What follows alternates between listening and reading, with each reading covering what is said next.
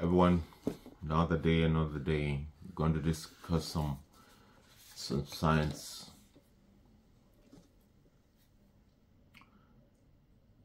In 1937, German physicist Max Planck said, "Faith in miracles must yield ground step by step before the steady and firm advance of the forces of science. And it is total defeat." That's theology.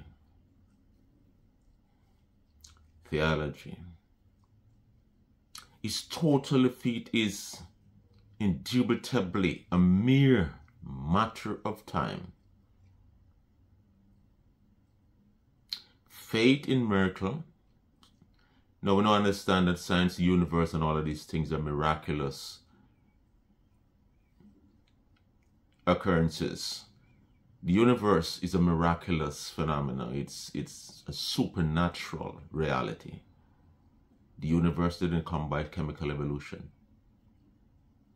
Our Aristotelian understanding that the universe is eternal. The universe has a beginning. The law of causality proved that. And a matter of fact, you could not have science without God. It would be impossible. God makes science possible. I understand that. So he said, faith in miracles must yield ground. Miracles are just mythology for these people. Karl Marx was indispensable in I think he's the one who is credited for giving the correct come up with the whole idea about the speed of light. You know, roughly it's 186,000 miles per second. He's the one who come up with the whole idea about the speed of light. Very brilliant guy, you know. But when it come on to religious stuff or spiritual stuff, they just close their eye and just believe in this materialism and philosophical naturalism. And this is what he said. As you know, as science move on, advances like juggernaut, unstoppable force, move on before there will be total defeat of anything that has to do with theology. Science will just demolish it and make it obsolete, unnecessary. This is about scientism, not science. Scientism, it's the all and be all of everything. Everything else, every other discipline is insignificant, too ignorant, too foolish to contribute to the whole overall explanation of reality.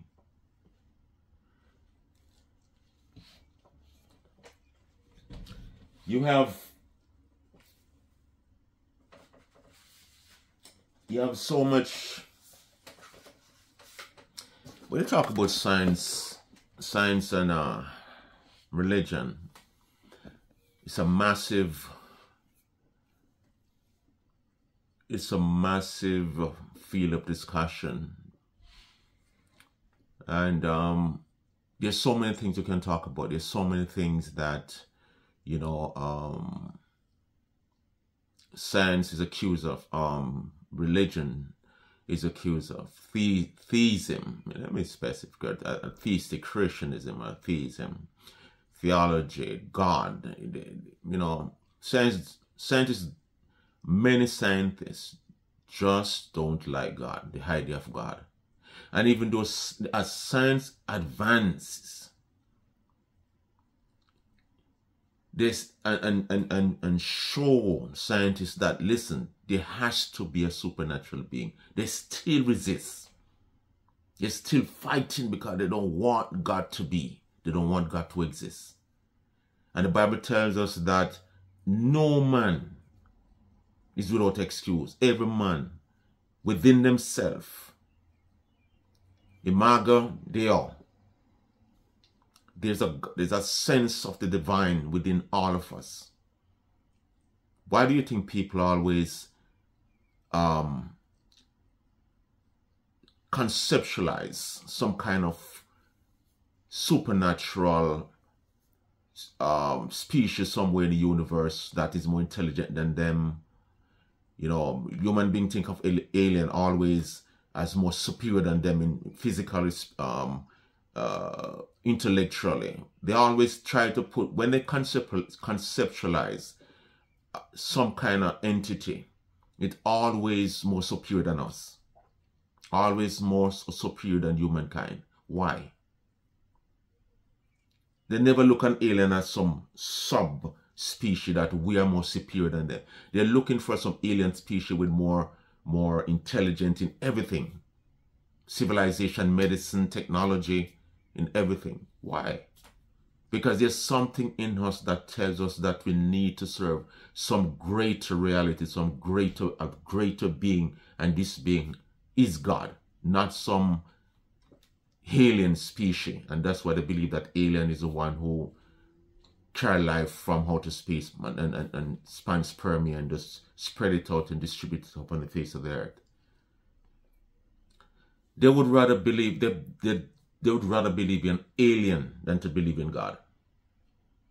You know, so it's so much to talk about when we come on to science. But I'm going to deal with several things today. You know, a retired Harvard evolutionary biologist is now dead. Every one of these men who fight against God and reject God, and there is no God behind the universe, and they study science. Oh, I'm a scientist. I don't believe in anything that I cannot see, anything that I cannot touch. Every one of them that passed away already met him. Whether you believe it or not, every single person who rejects and denies God will face him after this life. So this is not no one life to live and then it just evaporate. You will face him. This guy and many other. Stephen Hawking, Albert Einstein, all of these illustrious scientists. Albert Einstein is more of a, I don't know, he has some belief that there's a supernatural being behind things though. But he was not a Christian. But that's why you can pass a remark that the universe, I think you pass a remark that God doesn't play dice with the universe or something like that sort. And another scientist said God plays Scrabbles with the universe, because to play Scrabble you have to require intelligence to put these letters together to form words. So to play chance, the chance separation, randomness, and unpredictability, and all of these things, you know, universe has nothing to do with no randomness or nothing like that. Now, this retired Harvard evolutionary biologist Richard Lewontin wrote in the New York Review of Books in 1997.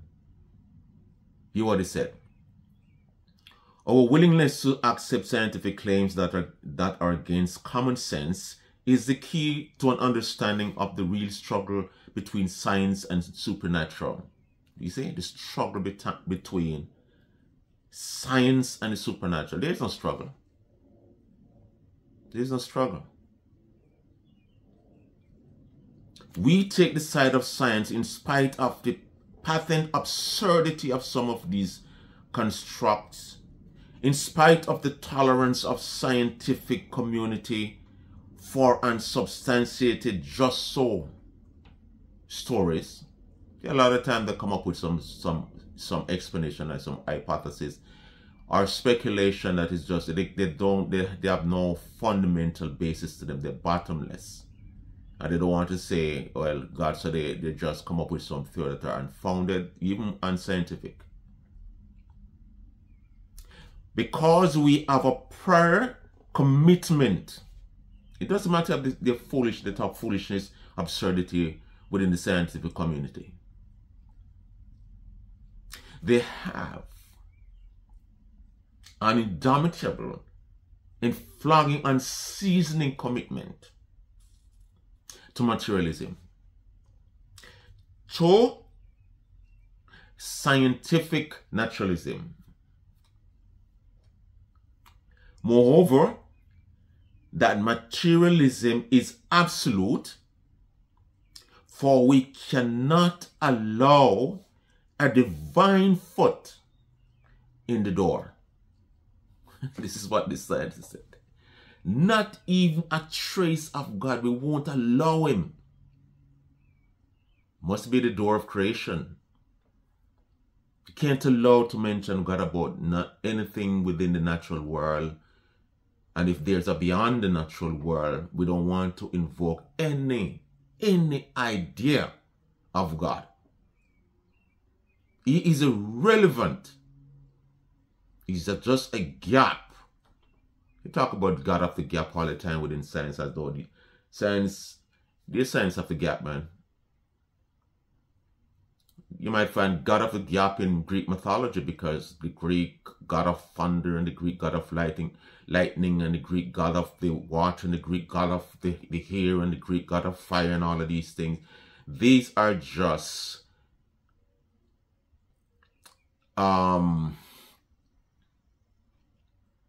explanation. They don't really understand how these things work, so they come up and say it must be, this is a God. It's a God create this and the God of this and the God of that. So you could call these things a God of gap. But God, the God of the Bible, which other God there is other than the God of the Bible? Buddhism has no God. Hinduism has millions of God. Mormonism is the same. Which the closest is probably Islam we'll talk about. And his God is totally not like the Christian God, because he has no close affiliation with human beings. It's more like the Mohammedan God, or the God of the not the Mormon, but the Islamic God is more like Platonism, Neoplatonism. The God of the one. The one. You know, he's beyond description. He's beyond being and all of these nonsense. Because nothing can be beyond being.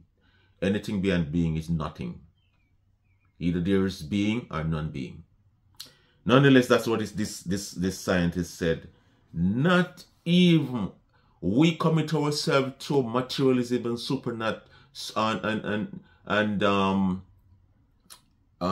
philosophical naturalism to the utmost degree,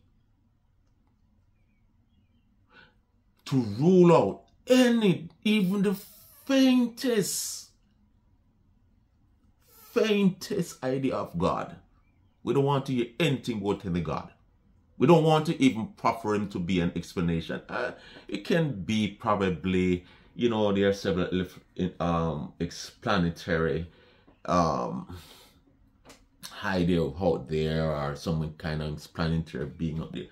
We might put him in as one of them, but not even that. No supernatural, nothing, man. No miracles. Don't bring anything about any Christian God and no God whatsoever.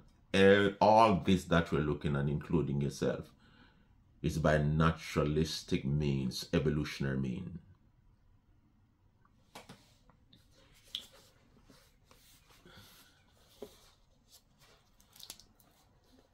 There's Dr. Stephen C. Myers. There's so many. James Storr. These guys are out there, man, like champions. They're intellectual giants. that are contending for the faith and to show that all of these things make no sense apart from God, man. Make no sense apart from God. You know, there's one guy out there in the apologetic arena, you know, well-known apologist, theologian. His name is Dr. William Lane Craig.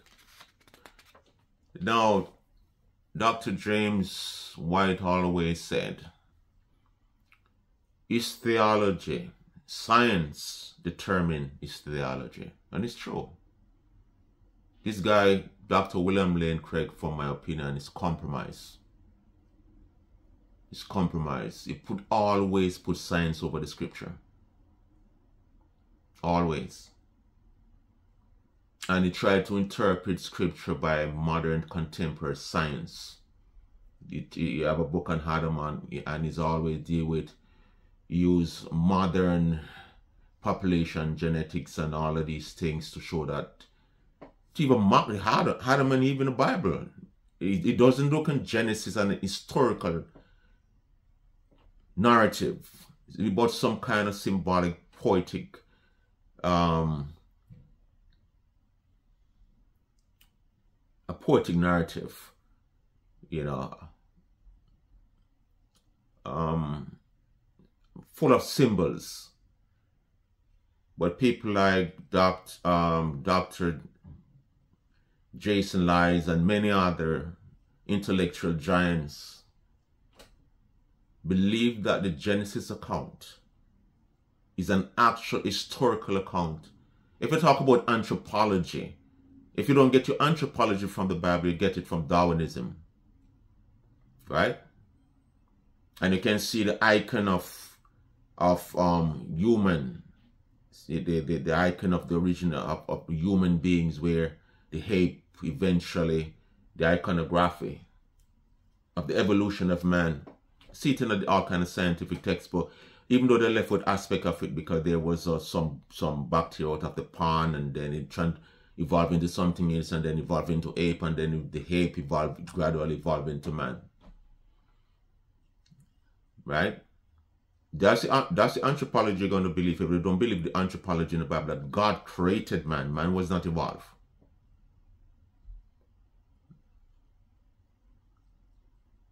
And then when you read Genesis, he left Genesis, you don't believe that God created these things by the word of his power, you know, believe that God used some kind of evolutionary means to create things.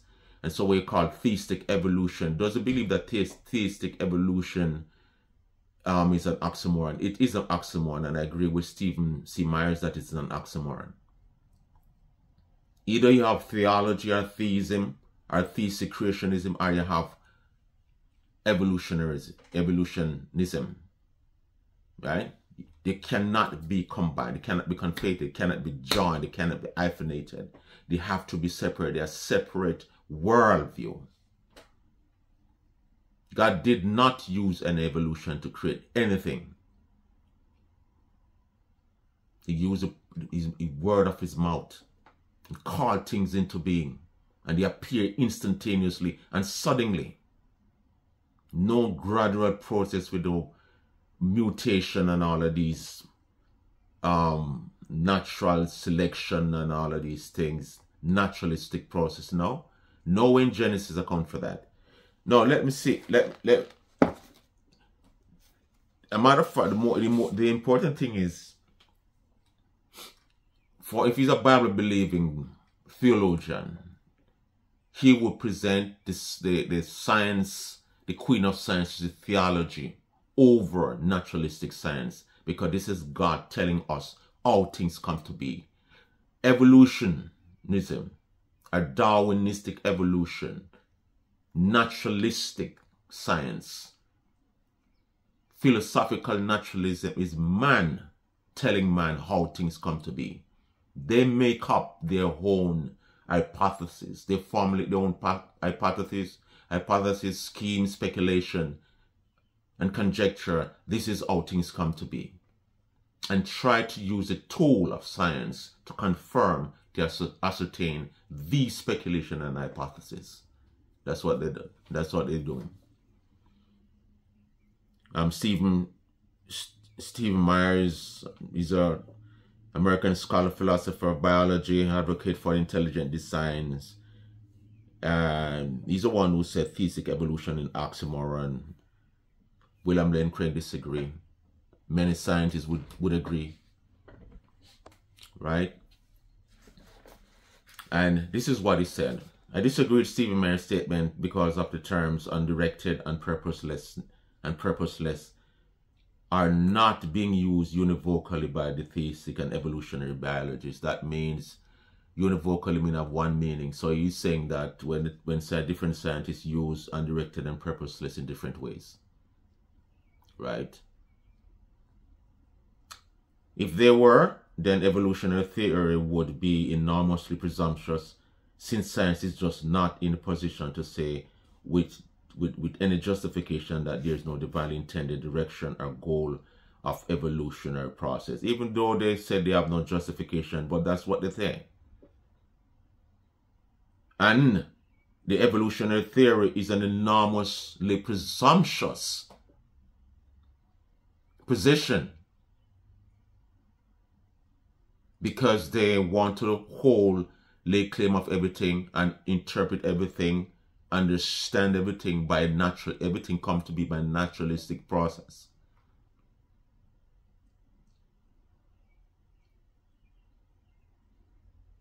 How could anyone say on the basis of scientific evidence that the whole scheme was not set up by God, providence, by a provident God to arrive at a Homo sapiens, it's Latin for modern man, wise man, on planet Earth? So it think all of these evolutionary naturalistic process, or think God is the one who uses these things to create things and bring things about.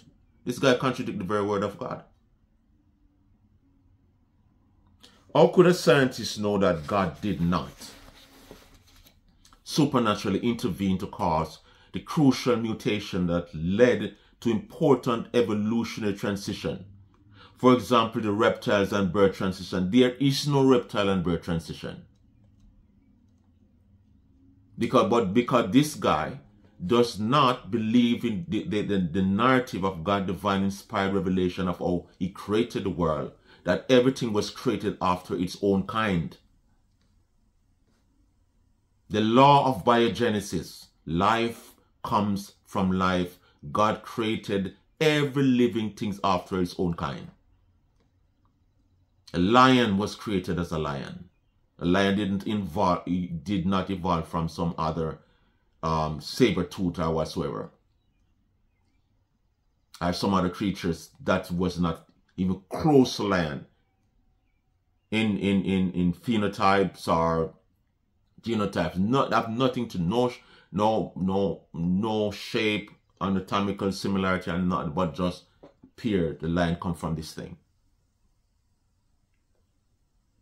Indeed, given divine middle knowledge, this is a philosophical position that he uses to explain everything. Middle knowledge. Not even such supernatural intervention are necessary.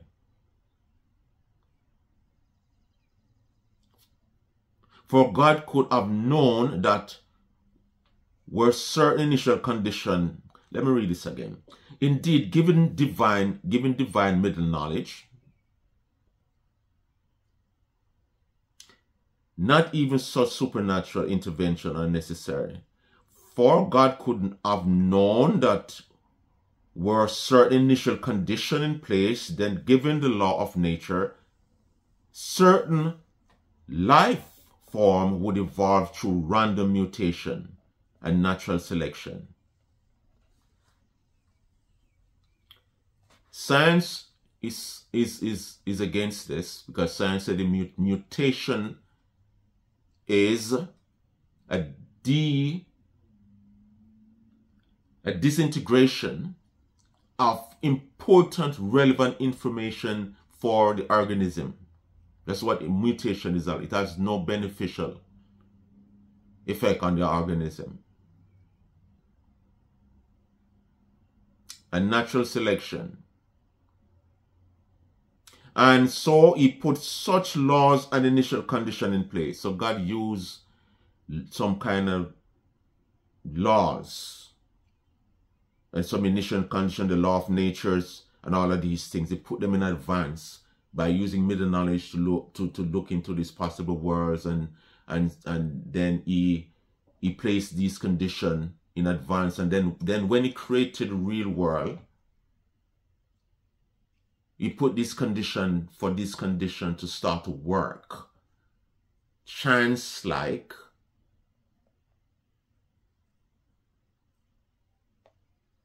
Randomly to create these different life. Obviously, science is in no position whatsoever to say justifiable that evolutionary process was not under the providence of God, endowed with middle knowledge who determined to create biological complexity by such means. No, Dr. Lane Craig. Science, a matter of science, science doesn't want to be in a place to justify anything about evolutionary process by using any divine being. They don't want to talk about God, period. This is what theistic evolutionists do. That's their belief that God used this method. They don't want to oppose it. They just want to incorporate it within their scheme of interpretation. Right? They don't want to say God created all of these things without evolutionary meaning whatsoever. And the Bible enormously militates against any evolutionary meanings in the Genesis account. God by himself, with the power of his word, created all things. He said, let the birds come forth, and they come forth immediately.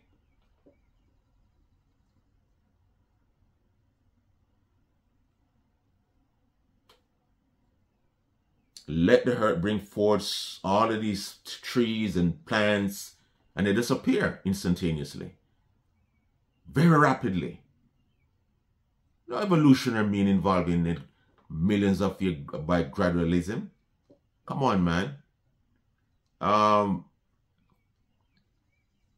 did not use any middle knowledge whatsoever. Nobody knows how the mechanism of God's thoughts is an infinite being, and this is part of this how God's thoughts flow, the logics of God's thought flow, the necessary knowledge, middle knowledge, and free knowledge, and all of these things. Part of the counter-reformation movement in the 15th, 16th century, where Louis de Molina come up with this idea about middle knowledge. This guy, William Lane Craig, caught onto it and make it, promoting it. Everything he explained by middle knowledge. Everything. And middle knowledge is not supported by Bible, but he tried to make it. The Bible somehow grounded, somehow.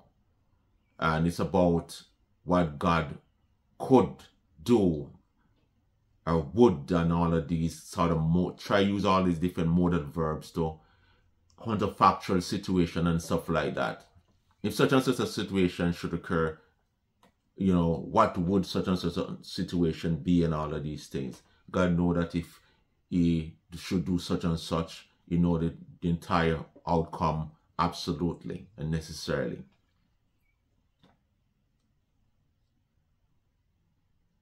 This has nothing to do with God's providence.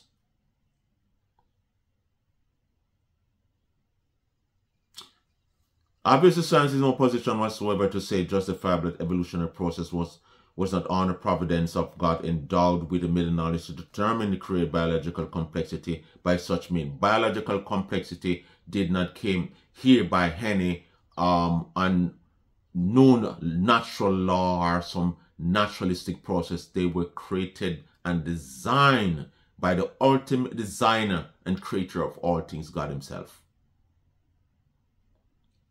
So if evolutionary biologists were using words like undirected and purposeless in the sense that the theistic is using this word, evolutionary theory would be philosophy, not science, which is precisely what some theistic allege.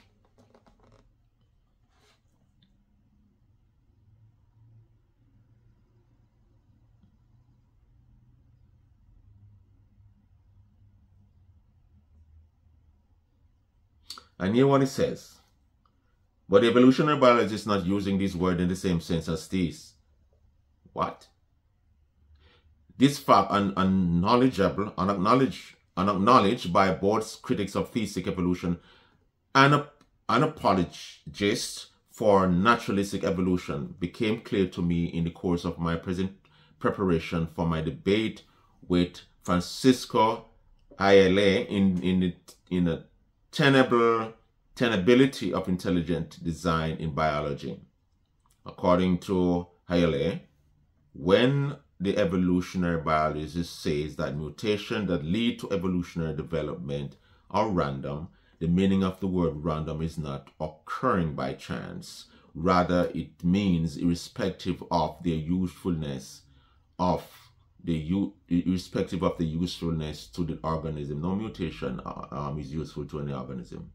And science, that's a scientific statement.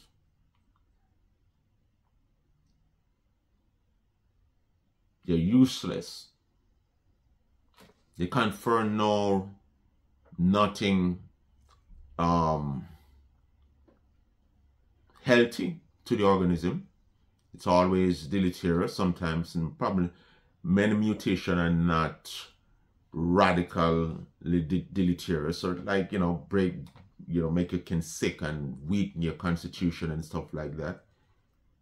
But like sickle cell is a mutation. Sickle cell anemia, sickle cell trait is a point substitution. One amino acid, I think glutamic acid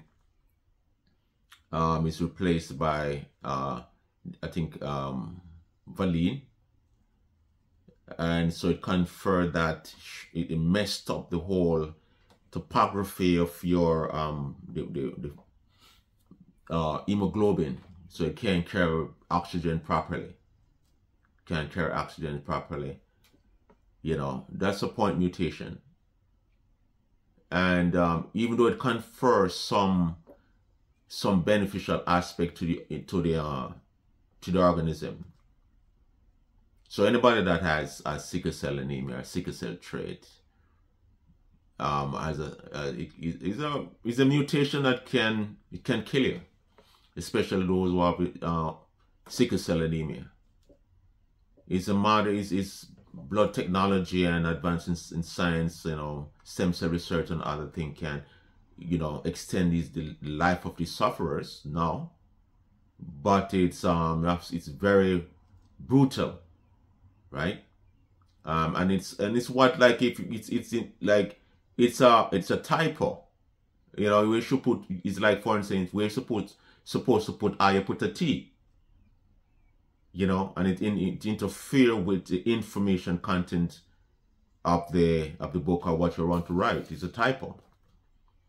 So when you talk about this one-on-one correspondence between molecular biology and microbiology or so on with written, like books and so on, and information, this is not metaphor, even though some want to look on it that way, but it's not really. It's true. The human genome. These are the longest word in the human body is in our body. The longest word in the whole universe is in our body.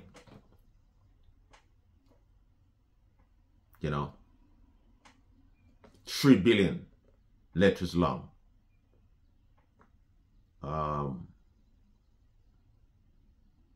So all of this, and just one new substitution, deletion of certain words and certain letters can bring deleterious effect upon the organism. But even though it's a mutation within the organism, anybody who suffers from sickle cell trait or sickle cell anemia, even though it's a mutation, and it can affect you. It might not affect you as a person with sickle cell trait or thalassemia, but it confer some kind of, it confer a level of protection against malaria. Yeah. And malaria can't find a way around it. Scientists make, pharmacologists and all of these people make drugs to combat malaria, and malaria find ways. The malaria parasite find ways to dispense of certain informational content. You see? Informational content, and become, so the drugs can't lock onto any receptors within their genome, and they become resistant to these drugs. But they can't find a way around people with sickle cell anemia, sickle cell trait, or sickle cell C, or any form of these kind of blood disorder. They can't find a way around it. And it's like, always that they can't find a way around it. Try to eat our blood or our hemoglobin, and it'll stick them up, and then the spleen just get rid of them. You see? Now, this is usually significant. The scientists not, despite the impression given by popularizers on both sides of the divide, making the presumption philosophical claims that biological mutation occur by chance, and hence that evolutionary process is undirected or purposeless. Rather, it means that mutation do not occur for the benefit of the host organism. If we take random to mean irrespective of usefulness to the organism, then randomness is not incompatible with direction or purpose. It is incompatible with direction and purpose, Mr. William Lane Craig. For example, suppose that God in his providence caused a mutation to occur in an organism, not for the benefit of the organism, but for some other reason. Say because it would produce easy prey for another organism that he wants to flourish, and even because it will eventually produce a fossil that I will someday find, which stimulate my interest in paleontology, so that I embark upon the career God had in mind for me. In such case, the mutation is both purposeful and random. This is some of the very subtle philosophizing by William Lane Craig to get around the whole issue about God's creative power to create things. God, middle knowledge, God looking past the world and come up with, use these different method, of trans-separation and purposelessness and some biological absurdities to create things. No way. No way. As I said before, William Lane Craig is scientific predisposition lead him determine his theology. It determines all he did with. It's a matter of fact, that's his hermeneutic to interpret scripture. God tells us how he created all things. You believe that the Bible left that open. No, that is open for debate, you know, the Bible left that open how he created. No, the Bible didn't leave anything open. The Bible tells you how God created things. By the word of his power, and uphold things by the word of his power. He tells you how. Might never give you the date. And even though there's science, good science, creation science, tell you that the universe is not 15 billion years old. And I've read article that it started decreasing now. So it's no more 15, it's 40. It's no more 14, it's 13. Started decreasing now. God did not use an evolution to create anything, and a naturalistic process to create anything. Mutation has no purpose more than to make the organism take away certain, disrupt certain informational content in the organism, and it can make the organism sick and eventually die. Right? It's deleterious. Not many of them are seriously deleterious, but most. You know, when you talk about mutation, it doesn't confer much benefit to the organism. Not many do. Very few. Like what I've just mentioned a while ago.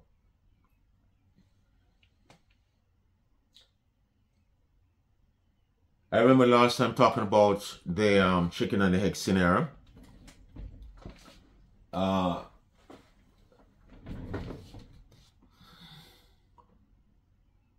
Fresnel Rana. I think he's at the Vice President Research and Apologist at Reason to Believe. With this place that use Ross. And he's also one of those guys who believe in theistic evolution, to just terrible when it comes on to Genesis account and using science to explain Genesis and all of these things, involving a lot of bad interpretation. Jason Lives took him on in some debate, write a book to counter his hypothesis and his interpretation of biblical account in Genesis and stuff like that. Huge Rush is terrible when it comes on to making science so domineering, and so these guys is so I think they are more scientistic than scientific, you know. But the chicken and the egg scenario, which come first? Because protein, talk about RNA, protein, DNA. DNA is made up of protein, and then DNA.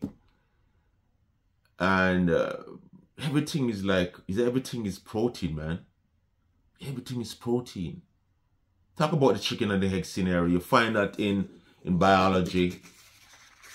And how it is, how do we solve this conundrum? People talk about the chicken and the egg scenario.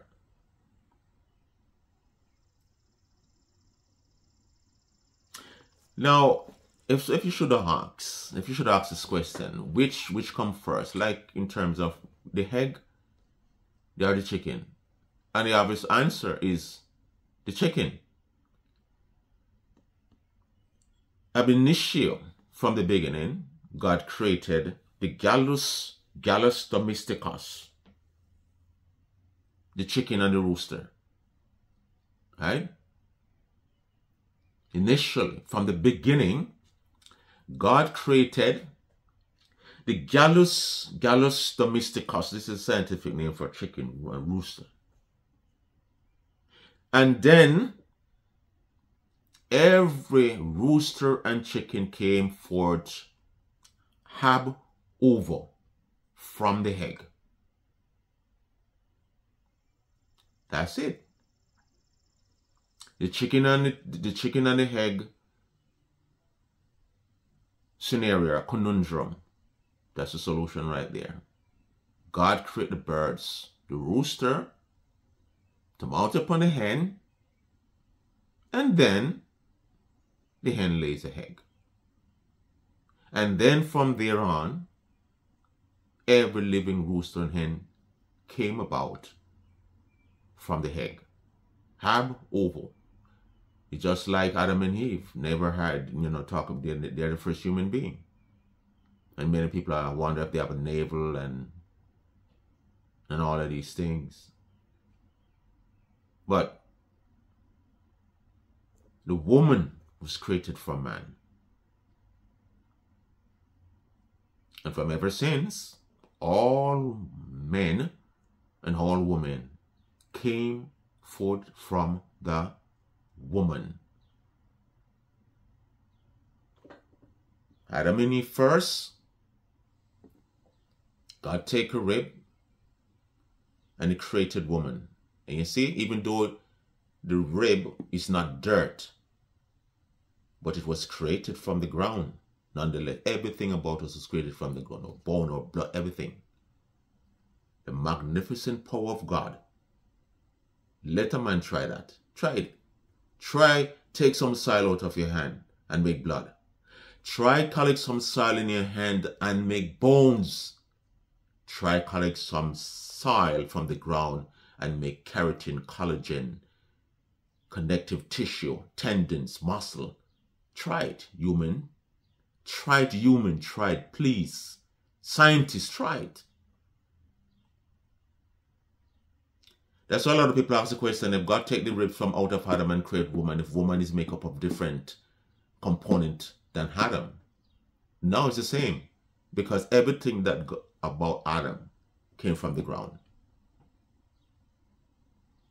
One of the things that when you read the book of in Exodus and God tell him to strike the ground, Moses and Aaron strike the ground with a rod, what come out of the ground? Living things, just like that, instantaneously. It disappear, bam. And when you look at an insect, let a science take one of these. It doesn't matter how simple it is. Create one. Create a bee. Create a housefly. Try it. Create one. Never in your life. Scientists don't want to say never because scientists talk tentatively. They don't want to talk with absolute because science is a progressive thing. And knowledge advance and so on. So like for instance, you live in Jesus' days and somebody tell you that, man will, no human will ever make anything that flies. That with tons of airplane. And he said, it will never be. Then thousands of years in advance, we are creating space shuttle, we're creating airplane, can carry that weighs tons and carry a lot of tons of stuff, cargoes and stuff, people. And then if you bring back this in Jesus' days, if we bring back a lot of stuff that we have right now, submachine gun, bombs, grenade, they will look upon us as some gods. I guarantee you. So we come from another world. So they look at these things and say they don't want to say science cannot, science will not. Because man knowledge is progressive. But you think that there is no limitation to human progression, intellectual progression? Of course there are. Man will never create life. Man will never able to create not even a housefly. Because living things are more than just material, the organization of matter. It's more than the corporeality. There's a transcendent aspect to living things. That's what the Bible tells us. After they created the man in the dust, he could move. He could move. Couldn't breathe, couldn't talk, couldn't see. Nothing about him. He was inanimate. Until God pour something that is non-physical, something that is beyond the organization of matter into him, then he become a living, animated, living being, living soul. Man cannot do that. They have no power to do that. So I can talk with absolute certainty that man will never ever create life. That belongs to God and God only and exclusively. Now, when you come on to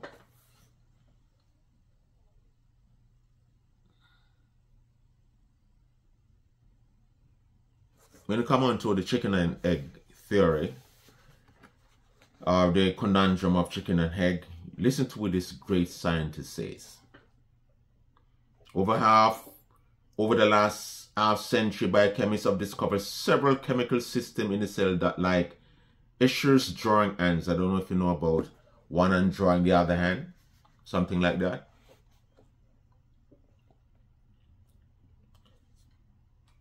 Consist of components strictly independent of one another. A few examples cited in this chapter present three of the most central and fundamental activities for life. The chicken and the egg system of DNA replication, protein synthesis, and protein folding raise questions about how life's chemistry came into existence.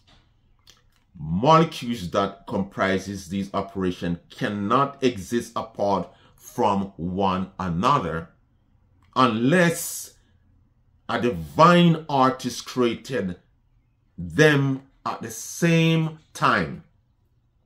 Human designers and engineers frequently face these kinds of problems.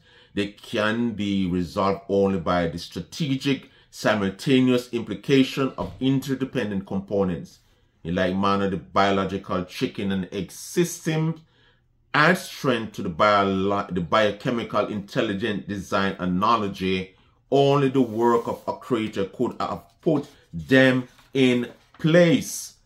Biochemical chicken and egg system represent a special type of irreducible complexity in which a system depends on system to exist.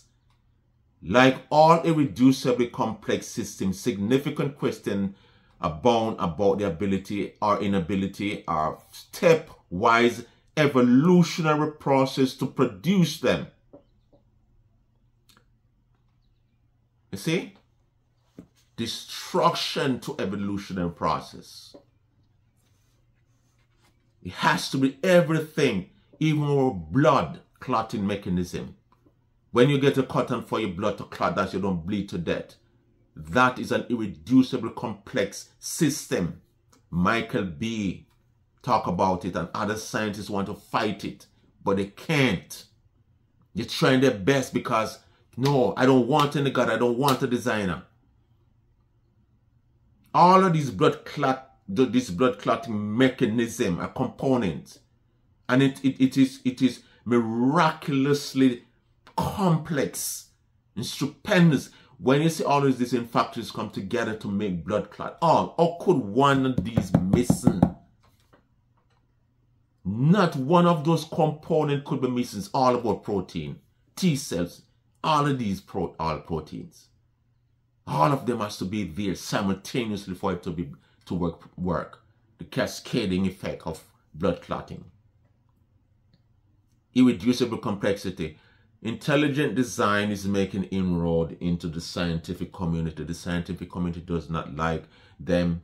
They don't want them in school teaching because the principium of science, the whole scientific community rests upon this one thing: evolutionism. A man, Charles Darwin, the guy that wrote so many years ago about the origin of the species and all of these things, would probably never dream that his book, his writing, his understanding, his observation of all these things would come to be the defeated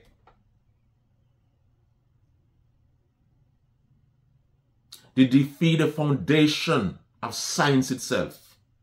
And even though science is militating against it in every aspect, they still hold on to this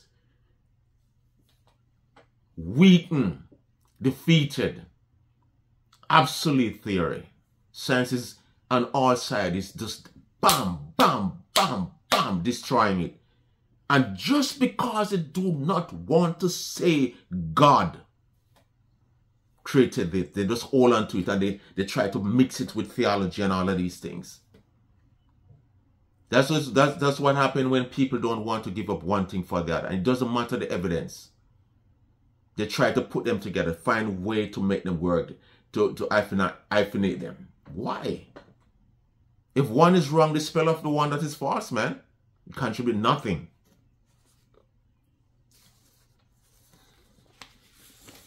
It contributes nothing. I have more to say about. I love science, man, and it's a very important and very interesting. And nobody considers theologian as brilliant and theistic as brilliant. Nobody give us any Nobel Prize or anything, or Nobel Prize for anything. You have people talk about peace. We have been preaching peace from ever since. Our Lord and Savior Jesus Christ have been preaching peace, the peace of God and the peace of the cross, the way of Christianity. We don't preach war. We preach peace and love and respect and all of these things. But nobody give us any Nobel Prize. But then somebody from Obama, some little girl from Afghanistan started to preach peace, and all of a sudden receives a Nobel Prize. Oh, no Christian receive these things. And we're people of peace. You ever think about that, man? Unfair world, eh? But our reward is not of this world, nonetheless. Our eternal inheritance is in heaven. But we're going to talk more about chimps next time. Chimp and brood parasite, common ancestry. I don't want to, be too long. Get all pumped, man. And we're going to talk about junk DNA and cordyceps and ants, because people believe that the world and God created these things, and these things cannot be created by God because they are cruel, so they can't be. Oh, God created all these things. When I look on a documentary on a brood parasite, a bird that put egg in another bird nest and then hatch and then kick out the other birds, man, I said, man, oh man, I could not, if I was a film maker, man, I would have to intervene in that, man. That's cold, man. That is cold. Go make your own nest. Go make your own nest and put your egg in there, man. The lazy and deceitful and wicked bird, man. Oh my God, there's so many of that in nature.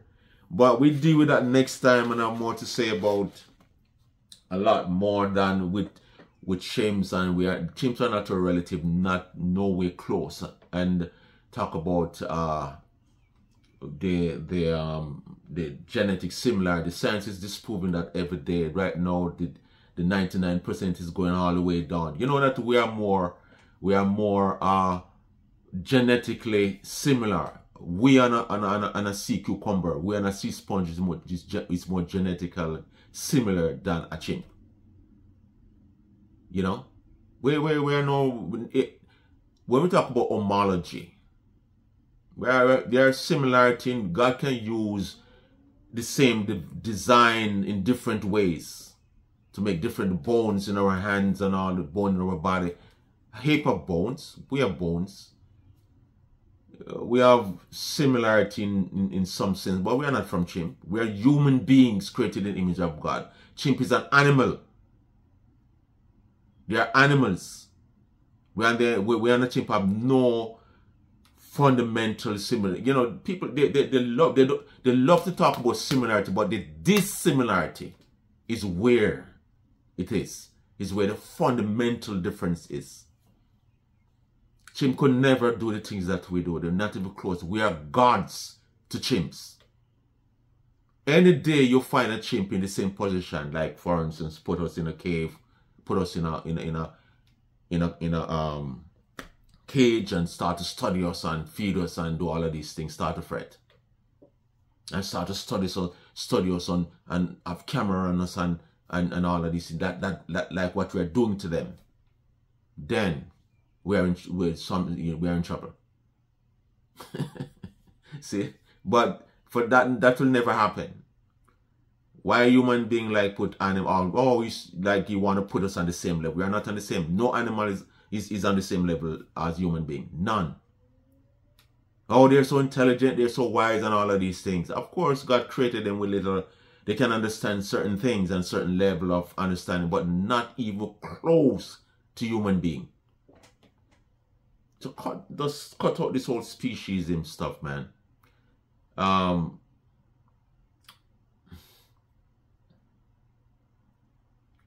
When we come on to speciesism,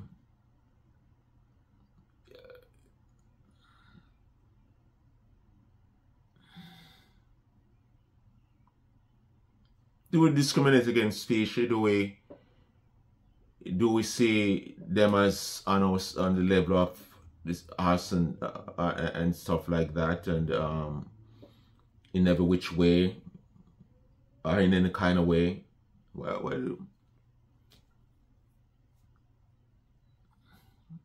come up with the species. What's that about? Probably look into that some more. Yeah, but we're going to deal with these things eventually, and we're going to deal with something that they call Beer's blunder. I don't know if you heard about that before. Human being tried to come up with an inventive way to try to compete with us. The thing what I have with it, the thing that I have with intelligent design advocates, they are non-committal in saying who is this intelligent designer or designing intelligence, what the word. Who is it? Is it a what or is it a who? You know, they don't want to come out and say this is the Christian God. But they said, they leave that to the audience to say, well, I think it is the God of the Bible. I think it's this God. No. Because they believe by saying that it will overthrow the entire intellectual enterprise and become a more theological enterprise, a more religious thing. So they don't want to make that commitment to say who that God is. Who this designing agent is, you know. And so they leave it to the audience to fill that gap up. But no, it come out to the set, man, because you know within yourself, man, the only God can create these level of complexity and design and all of these things. These are God level things, man. No human being can do these things, man.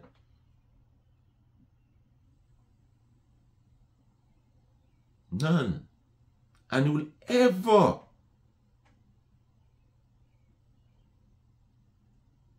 The origin of life is not a conundrum. It's not a mystery. If you believe that there's a God who created everything, it's not a mystery. It's not. Don't stop. Scientists, stop looking at the terminal add water vent under the ocean and believe that this weird life come from them, man. No, man. Thermophils. No. Thermophils and thermophils. Don't stop looking down there. Life doesn't come from them, man. Life comes from life. Lives come from a supernatural intelligent. That's where it comes from. Self-biology. Law of causality. All of these things support that life. You will never find. Stop talking about some pre-biological molecule upon the earth within certain, and then lightning struck and all of these things, and tornado and the initial earth condition. Oh, you know about the initial earth condition. Were you there? Were you there? Oh, you know about that? Miller-Urey experiment, and the Miller-Urey experiment tried to show us what the initial condition of the earth was, without anything else to do with God. And all of a sudden, these molecules that was an RNA nucleic acid and nucleotides and carbohydrates and all, and these things was lightning struck and the initial condition and different gas and and these are chemical and joined together, and then bam, boom, an organism come to be. How Miller-Urey experiment